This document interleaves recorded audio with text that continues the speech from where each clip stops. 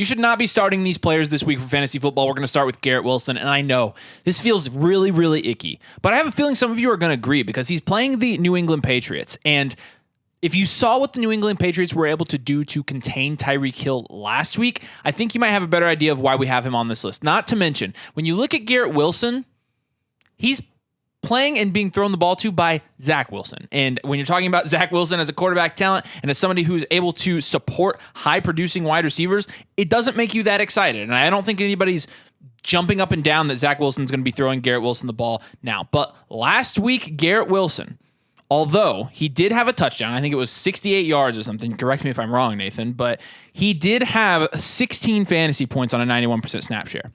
8 targets, 2 receptions last week for Garrett Wilson.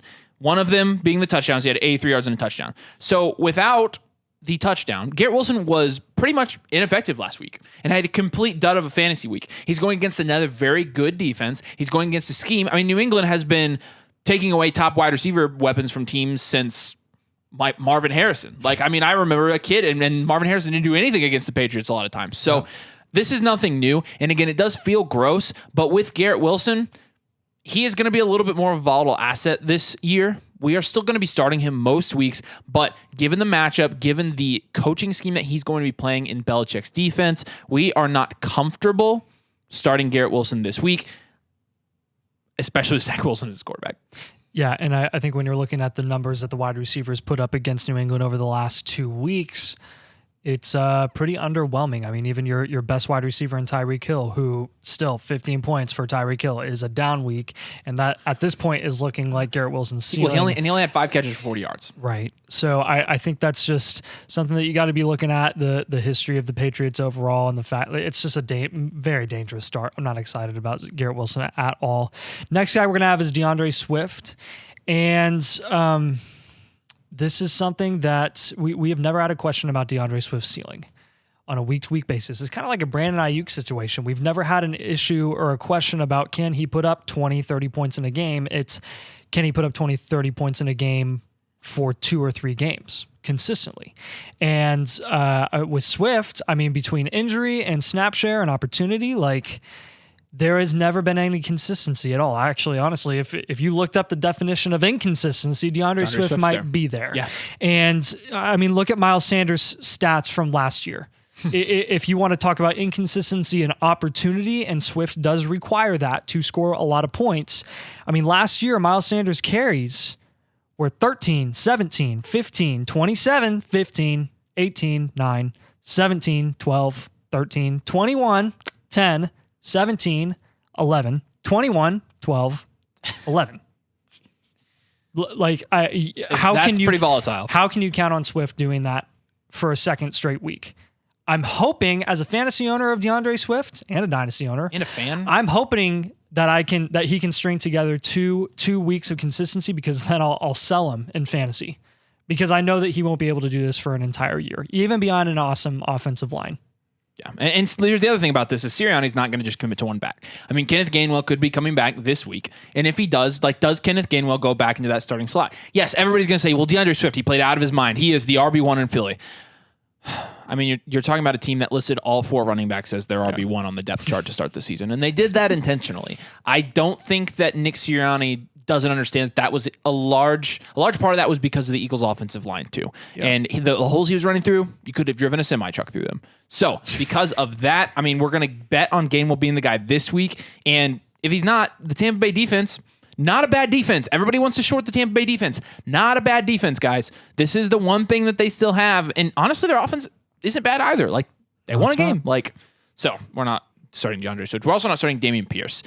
I honestly, I don't know about you. Actually, I do know about you. I expected Dameon Pierce to run all over the Colts. The Colts have the top-rated PFF run defense through 2 weeks. Jeez. Honestly, I mean, as good as their run defense has looked at this point, and the talent that they have on that defensive line, I don't see that really fluctuating much. I mean, I think there's a chance they finish top 10. So naturally, Dameon Pierce did not have a good game last week. He has only 26 carries through 2 weeks, which isn't great. Even worse, he had 69 yards. Nice, but not nice. Not nice. He has no touchdowns. He's averaging 2.7 yards per carry. Now, I don't want to victory lap this early or anything, because I drafted some Dameon Pierce. I don't know if I ever managed any. Maybe I took him once or twice. It's almost like Dameon Pierce's fourth round running back talent. Whoa. Do you ever think about that? How dare you? I know. Look, going up against the Jags team that held Kansas City to 17 points last week. A Kansas City offense, again, 17 points. I'm not sure I trust Dameon Pierce next week. I honestly, again, I thought the Colts game was going to be the game that he actually did something. I'm just not seeing it with Pierce. The Texans are seeming to lean pass first anyways. I mean, Stroud broke the NFL record for most passes in his first 2 starts with 91 pass attempts in his first 2 starts. It's 45 times a game they're throwing the ball. I mean, we saw it. We watched him play the Colts. They were just letting Stroud throw the ball. They were basically like, Dameon Pierce who? Yeah. He's throwing at a high volume because he's that good of a passer, because he's that good of a prospect. This is CJ Stroud's team. CJ Stroud's going to continue to throw the ball. Dameon Pierce, we are going to not start him this week. We're going to see if he can eventually have a bounce back week to be startable again in fantasy, because so far it's not been good. Yeah, and I mean, I honestly think there's a chance that come season end, Houston finishes 2-15, 3-14, and they have solidified their quarterback one for the foreseeable future in CJ Stroud because of the strides that he's already made as an NFL quarterback and as a passer. I mean, like, he was never even under center at Ohio State, and he's already he's making solid reads, really good anticipation throws. That's going to continue, and they clearly have a plan to develop him this year as much as they're having him pass the ball. Yes. Hunter Henry's going to be next for us, playing the Jets. This is one of the guys that we said avoid on waivers. You're going to see him being picked up a lot in many fantasy leagues because of the production that he's had the past 2 weeks, which have been, I mean, his impressive production has been primarily from his touchdowns. A touchdown both of those weeks. You see that touchdown taken away, he still is okay. He's an okay start, but we don't really see that being sustainable, especially against the Jets defense, where they're probably not going to score very many points. Last year, Hunter Henry, in 3 of his 17 games, had 6+ targets. This year, he's already had 6 or more in 2 of 2 games. He has a case for a main target in New England, but after never being consistently targeted like this in his career, we're a bit skeptical that this is a large enough sample size. Not to mention that 6 targets in an offense where Mac Jones is throwing the ball more than 40 times is not any target volume, any opportunity to write home about at all. Do that math. That is not very good. Who's at their all. wide receiver 1, Nathan? Kendrick Bourne. Or Juju Smith-Schuster. Or Devontae Parker. Oh. Or Demario Douglas.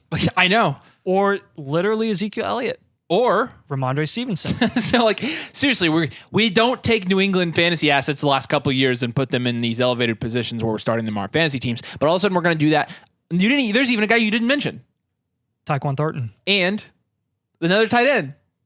Mike Gesicki. We're really going to start Hunter? No, we're not going to do this. I mean, Mike Gesicki out-targeted. He had 6 targets last week, and he could have been Hunter Henry that week if he had just gotten the touchdown. It's just luck. Yeah. It really is. You said Tyquan Thornton. That was awesome. I meant Mike Gesicki. I know. You know what I meant. I know. All right, last guy here. It's going to be James Conner versus Dallas. We love James Conner. He was He is between the 3 of us, he's probably our most rostered player across the board. Yeah. This one's tough because obviously you could look at this and say he's playing the Dallas defense and it's going to be a tough matchup and blah, blah, blah. And yeah, that's true.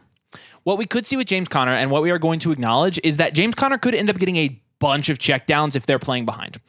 We do not want him to get, we do, but if we're going to tell you not to start him, we're not going to, it's not ideal that he go out there and see 8 targets on checkdowns. The man does keep producing. And look, he's playing, honestly, even better. He has 4.5 yards per carry this year, and it's a small sample size, but so far it's been the best in his career. Who could have predicted this? It's level wild. Of efficiency. I know. Look, Dallas, I mean, I don't know if you've been keeping track of fantasy defense scores. Dallas has a pretty freaking good defense. Yeah, and the numbers that the opposing running backs have had over the past 2 weeks have been laughable. Listen to these. Yeah, listen. Laughable. Breece Hall, 2.3 yards per carry. Dalvin Cook, this is good. 1.8 yards per carry. 1.8. Nathan could get 1.8 yards per carry. I literally probably could. I guarantee he could. I'd be a little Deuce Vaughn there and get more than 1.8 yards per carry. That's sarcasm, guys. Saquon only had 4 yards per carry, and he only had 51 yards. 4 yards per carry, not bad. But again, 51 yards. They weren't giving Saquon the ball a whole lot because Saquon, as magical as he is, wasn't going to take a workhorse load in that game and turn it into 150 yards because their defense is good and every team knows it. We're going to expect Josh Dobbs to get silenced. We're going to expect that the Cards are going to be playing from behind because the Cowboys have looked fairly good.